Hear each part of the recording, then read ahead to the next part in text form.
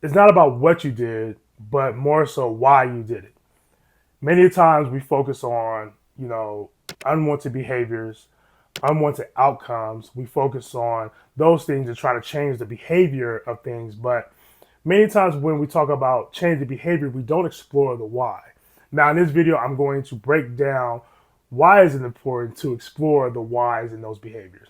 So you guys sit back, relax, and we're going to talk about it right now.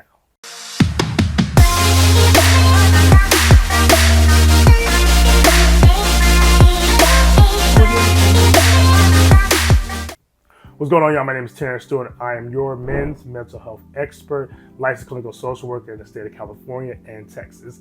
Now, this topic came to me as a request as to talking about, there was a fellow I was talking about, like, hey, I have this issue that I have going on, but I don't know why I keep making the same mistakes. Many times, the issue is we're focusing so much on the actual mistake we made or the behavior and trying to change it and like, okay, I'm gonna set a goal or I'm gonna try to get some advice on this and try to change the actual behavior. I'm gonna try to develop new habits and things of that nature. All those things are great. But it's really just beating around the bush, to be honest. It's really just beating around the bush because when you're just focusing on the behavior or the outcome, you're not really going to get to the root of why you're doing the things you're doing. Like, what's the motivation behind the things you're doing? Like, what is the triggers that lead you to behave the way that you behave? And this is super important, especially when we talk about like behavior change or like, you trying to become a better person or like even like goal setting. Sometimes when you're setting goals, you're like, hey, I want to lose weight, or hey, I want to have better relationships. I want to do all these great things, have a better job, better career, make more money. But those things are cool, but your why has to be like super foundational in this process, because if it's not foundational, you're not going to really be able to build on anything sustainable for you to actually reach that goal. There's things called like the stages of change, like, you may be in the contemplation stage, you may be in the action phase, all those different stages of change. But in reality, you really have to focus on like, okay, why am I doing this? Why am I doing this? One book recommendation I would give is by Simon Sinek. It's called Starting with Why. That's a super, super good book. If you guys ever, kind of struggle with your why, that's a good book to check out. Another way that you can like kind of explore your why as well too is like going to therapy, and it's not just going to therapy because, sometimes you may have certain therapists have different approaches. So you may have a therapist that is like solution focused, that, hey, like you have a goal, let's get to that. That person may not be helpful to get to your why. You may have other therapists that have other modalities. You want to try to get a therapist that can actually like dig into core issues, maybe somebody that specializes in DBT, also EDMR. CBT is actually a good technique as well too, exploring your why. But when you're trying to change behavior, you can't just focus on the behavior. I know, and even in our society, like we talk about like, or we think about like consequences. So the way we consequence things is usually by the behavior and the outcome. You can look at our justice system, for example. It's kind of like, hey, you do this, there's going to be a consequence, right? Not saying like there shouldn't be any consequences to any behavior. I feel like there should be consequences to behaviors, 100%. But many times when we focus on the rehabilitation part of trying to change the behavior, we don't really focus on the why. We don't focus on the core issues. Many of the whys can come from like trauma. It can come from childhood. It can come from like core beliefs, which is all stemmed around, how you see the world and how you actually mirror back to the world as well too. There may be responses and things that you have, like triggers that can be related to trauma. There can be triggers that's just related to vicarious trauma, which is like, you not actually going through the thing, but seeing somebody else go through it. And sometimes that somebody else you may have a lot of similarities into, and the conclusion you may draw is like, hey, if it happened to them, what's going to keep it from happening to me? You know what I mean? So always explore your why. Your why is super strong and foundational. You want to get to the root of things. You don't want to beat around the bush. You want to actually be in a good position to change whatever behaviors you want to change. Many times, again, if you don't focus on like those core beliefs, like if you don't explore that. And sometimes it can be challenging, you're not really gonna get a good outcome. And what I mean by, sometimes those things are challenging is, sometimes it takes some digging. It takes some digging, and it takes some, a lot of emotional resilience, Many times you may be in therapy, or you may be trying to explore your why. You may hit a road or a roadblock. You may hit barriers.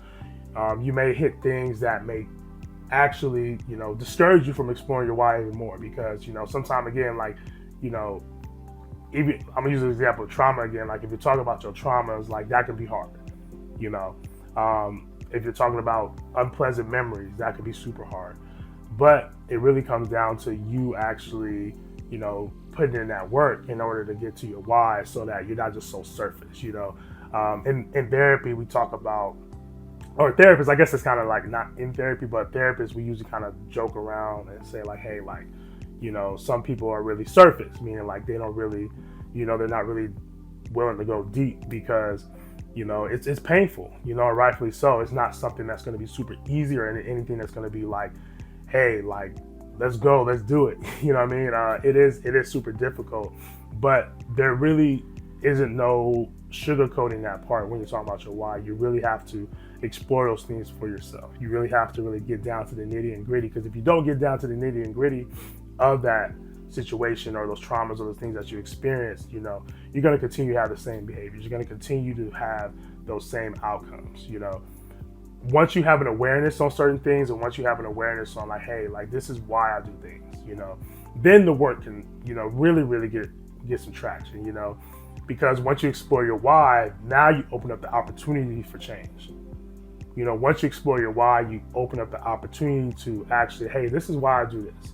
So if this is why I do this, I need to work on, all these things, so that my why, the foundation, and anything that comes out of these situations or these traumas or the things that I've been dealing with, anything that comes out of it isn't like coming from a place of hurt, or maybe, some traumas, not saying like once you explore it, it's going to go away, but some traumas don't go away, but those are things that you have to explore for yourself. Those are things that you have to really be able to have the emotional resilience, meaning like having the tenacity to actually, be okay with being uncomfortable for a minute just to get to that why, but in all that, you cannot change your behavior and be effective in it, unless you explore your why. If you've ever changed your behavior and you never explored your why, I can probably guarantee you that that behavior or that behavior modification, wherever it was, it didn't change because you didn't explore that why.